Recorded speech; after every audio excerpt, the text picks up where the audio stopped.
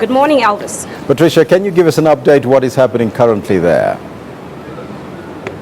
Well, as you have mentioned earlier, we're on a tea break right now. We know that it's day 3 of this huge trial where the Paralympian Oscar Pistorius is standing trial right here at the North Gauteng High Court in Pretoria. And we have seen since Monday and, of course, again this morning, the immense media interest in this case from both international and local media. But it seems like the media is starting to behave. This morning when Oscar Pistorius arrived, they had organized themselves so in such a profound way, not the pushing and the scuffing that we have seen on Monday and yesterday, all of them standing in a very calm manner waiting for Oscar to enter the courtroom. And basically what has been happening this morning in court is the defense going on with the cross-examination of the third witness in this matter, and that is Charles Johnson,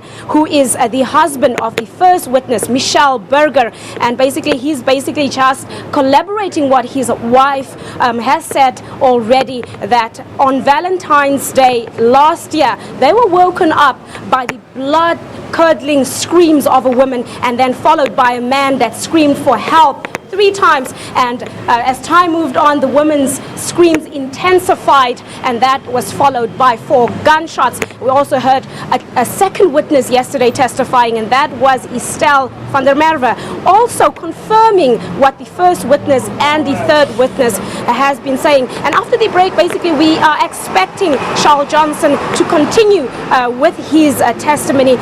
We've seen the defense, Barry Rue, questioning her very hard, trying to scrutinize both Michelle.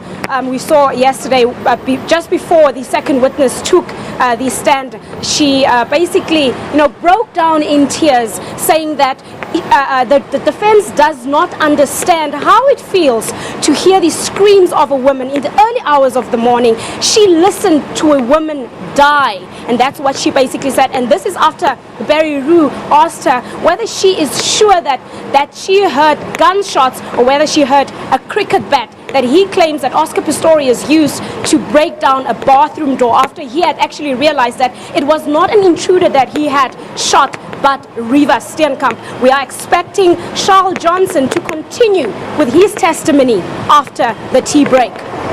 Yesterday, a very emotional day for Oscar Pistorius. He broke down in court. What is his demeanor like today?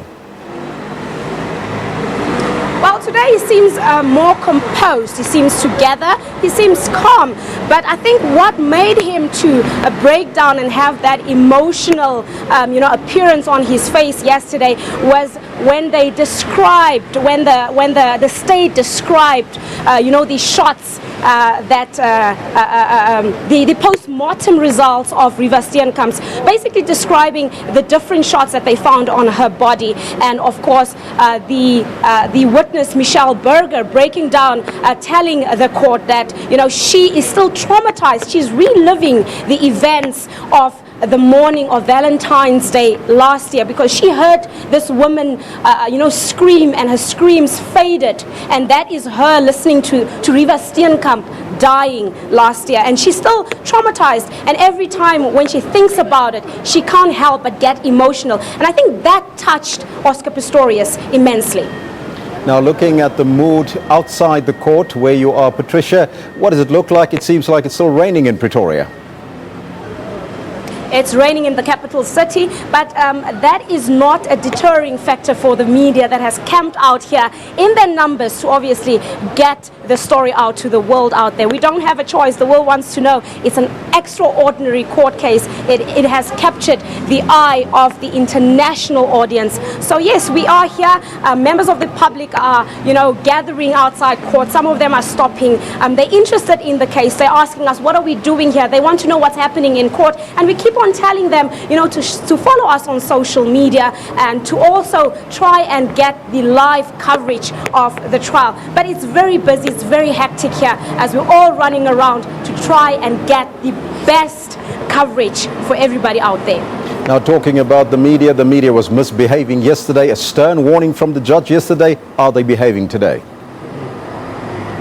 Well, like I said, today we seem like we're calm. We realize that if we're not going to, follow in line, if we're not going to abide by the rules, and if we're not going to uphold the judgment and the conditions which were laid and stipulated out for us during the ruling that gave us permission to broadcast this trial live, we will be held in contempt of court, of course, but most importantly, we'll be denied access to this trial. And if we are denied access, it means the public will not be informed thoroughly as to what is happening in this trial that they're so interested in.